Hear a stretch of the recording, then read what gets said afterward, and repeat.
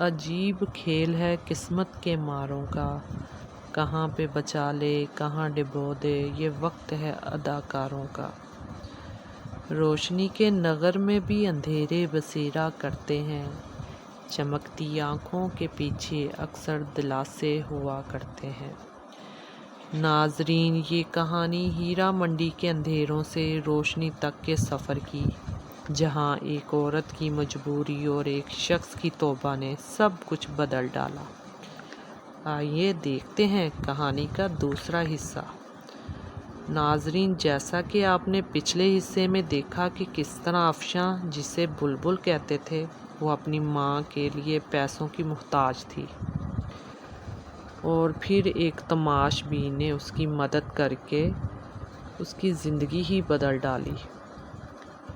جو رشتے تقدیر کے ہاتھوں بکھر جاتے ہیں، وہی خدا کے کرم سے سنور بھی جاتے ہیں۔ سارے راستے میں یہی سوچتا رہا، مجھے تم سے کچھ نہیں چاہیے، مجھے تم سے کچھ نہیں چاہیے۔ افشاں، جو تم نے مجھے دیا ہے، میں اس کا احسان ساری عمر نہیں اتار پاؤں گا۔ تم نے مجھ میں دفن اس انسانیت کو جگا دیا، جو میں دولت اور شیطانی ہوس کے نیچے دبا کر مار چکا تھا۔ تم نے مجھے پھر سے انسان بنایا ہے افشاں۔ اس واقعے کے بعد میں ان تمام برے کاموں سے توبہ کر کے اس کی بارگاہ میں گناہوں کا بوجھ لیے حاضر ہوتا ہوں۔ ہر روز اس کے سامنے اپنے گناہوں کا اعتراف کرتا ہوں، اس سے معافی کی درخواست کرتا ہوں۔ میں باقاعدگی سے ہر ماہ افشاں کو منی آرڈر بھجواتا رہا۔ کئی دفعہ دل کیا میں اس مسیحا کو مل کر تو آؤں، جس کی وجہ سے مجھے ان تمام گناہوں اور بدکاریوں سے نجات ملی، مگر ہر دفعہ ایک شرمندگی آتی رہی۔ کبھی میں اپنی شیطانی ہوس کے لیے اس کا پیاسا تھا، اور پھر وقت گزرتا چلا گیا۔ دن مہینوں میں بدلنے لگے اور مہینے سالوں میں تبدیل ہوتے گئے، مگر میں افشاں کو بھولا نہیں تھا۔ وہ بھی میری طرح بوڑھی ہو گئی ہوگی، اور اس کا بیٹا بھی جوان ہو گیا ہوگا، پتہ نہیں کسی قابل بنا بھی ہوگا کہ نہیں، اپنی ماں کا سہارا بنا ہوگا کہ نہیں۔ میرے بچے بھی جوان ہو گئے تھے۔ زندگی اتار چڑھاؤ کے ساتھ مسلسل چل رہی تھی۔ ایک شام چھٹی کے دن جب میں اپنے گھر میں موجود تھا، تو ملازم نے آ کر مجھے بتایا کہ ایک عورت اور اس کے ساتھ ایک جوان لڑکا آپ سے ملنے آئے ہیں۔ میں سوچ میں پڑ گیا کہ کون ہے۔ معلوم نہیں صاحب، پہلی بار ان کو دیکھا ہے۔ ملازم نے مؤدبانہ لہجے میں جواب دیا۔ اچھا، انہیں ڈرائنگ روم میں بٹھاؤ، میں آ رہا ہوں۔ کون ہو سکتا ہے؟ یہی سوچتے ہوئے میں ڈرائنگ روم کی طرف بڑھا۔ ایک عورت پر نور چہرے کے ساتھ، سفید بڑی چادر میں خود کو چھپائے ہوئے، ہاتھ میں ایک پرانی سی ڈائری لیے کھڑی تھی، اور اس کے ساتھ اچھے کپڑوں میں ملبوس ایک بڑا ہینڈسم نوجوان کھڑا تھا۔ اس لڑکے کو میں جانتا تھا، وہ ہمارے علاقے کا نیا ڈی ایس پی احمد تھا۔ سلام سیٹھ جی، میں افشاں ہوں، اور یہ میرا بیٹا احمد ہے۔ یوں ہی اس نے افشاں کا نام لیا، میرے ذہن میں اس کا ماضی کا چہرہ گھوم گیا، اور پھر مجھے پہچاننے میں دیر نہیں لگی کہ وہ افشاں ہی تھی۔ آپ مجھے پہچان گئے نا؟ میں نے سر ہلاتے ہوئے ہاں میں جواب دیا، اور ان کو بیٹھنے کا اشارہ کیا۔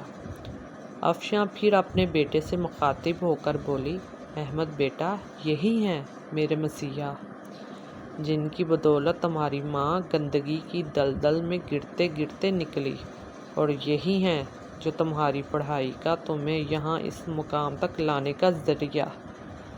میں ان کو جانتا ہوں امی جان، ان کا شمار علاقے کے معزز ترین افراد میں ہوتا ہے، مگر میں یہ نہیں جانتا تھا کہ مجھے اس مقام پر لانے میں ان کا کردار سب سے اہم ہے۔ سیٹھ صاحب، جس طرح آپ ہم بے سہارا اور بے کس لوگوں کی زندگی میں مسیحا بن کر آئے ہیں، اس کا احسان ہم کبھی نہیں بھولیں گے۔ احمد بڑی مشکور نظروں سے دیکھتا ہوا بڑی عاجزی سے بول رہا تھا۔ ایسے کہہ کر آپ لوگ مجھے شرمندہ مت کریں، میں نے افشاں کی طرف دیکھتے ہوئے کہا۔ آج اس کو پکارتے ہوئے بے اختیار میرے منہ سے افشاں بہن نکل گیا۔ میں خود بھی حیران تھا، مگر یہ سچ تھا۔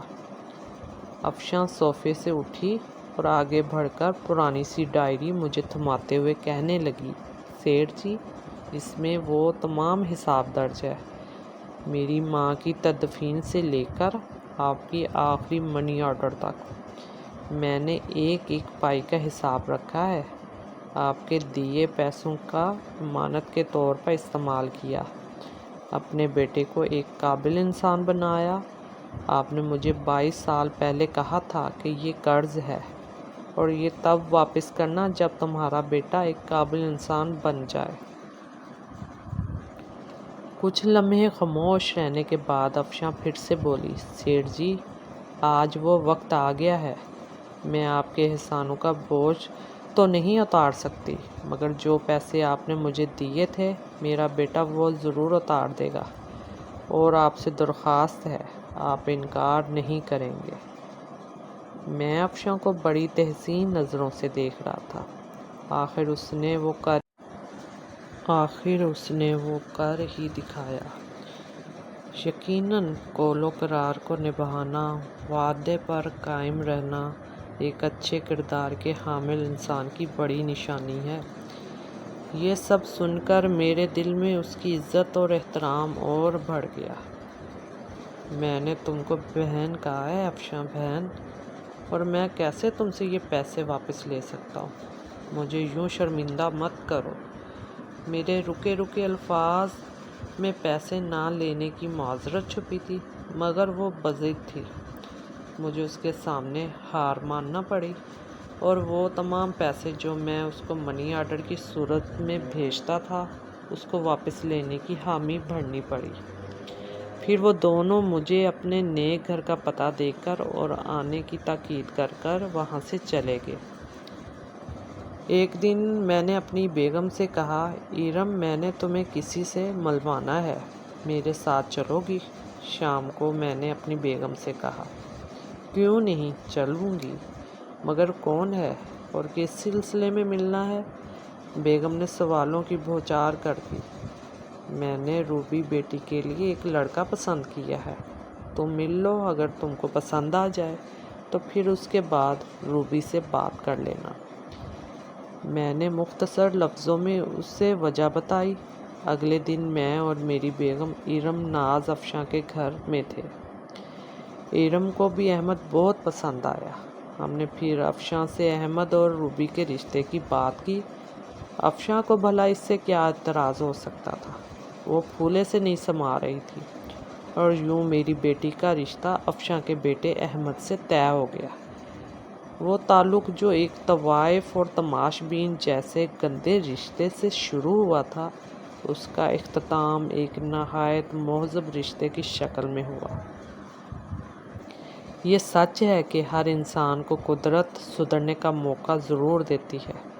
کبھی گندگی کے ڈھیر سے اس کو ایسا سبق سکھا دیتی ہے، کبھی دو بھٹکے لوگوں کو ملا کر سیدھی راہ پر لے آتی ہے، اور انسان ساری زندگی اسی کے مطابق گزارنے کو فخر محسوس کرتا ہے۔ کبھی وہ طوائف اور تماش بین تھا، مگر آج وہ میری منہ بولی بہن اور اس کا بیٹا میری بیٹی کا شوہر، اور مجھے ان دونوں رشتوں پر فخر تھا۔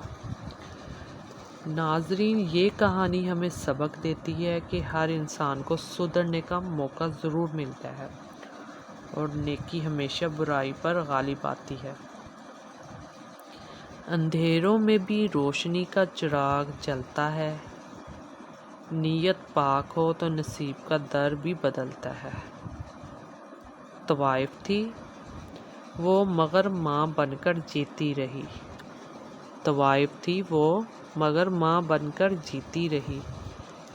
بیٹے نے عزت کمائی اور کہانی امر ہو گئی۔ اگر یہ کہانی آپ کے دل کو چھو گئی ہے تو چینل کو سبسکرائب لازمی کریں، ویڈیو کو لائک کریں اور اپنی رائے کمنٹس میں ضرور دیں۔ آپ کا ایک سبسکرائب ہمارا حوصلہ بڑھاتا ہے۔ شکریہ۔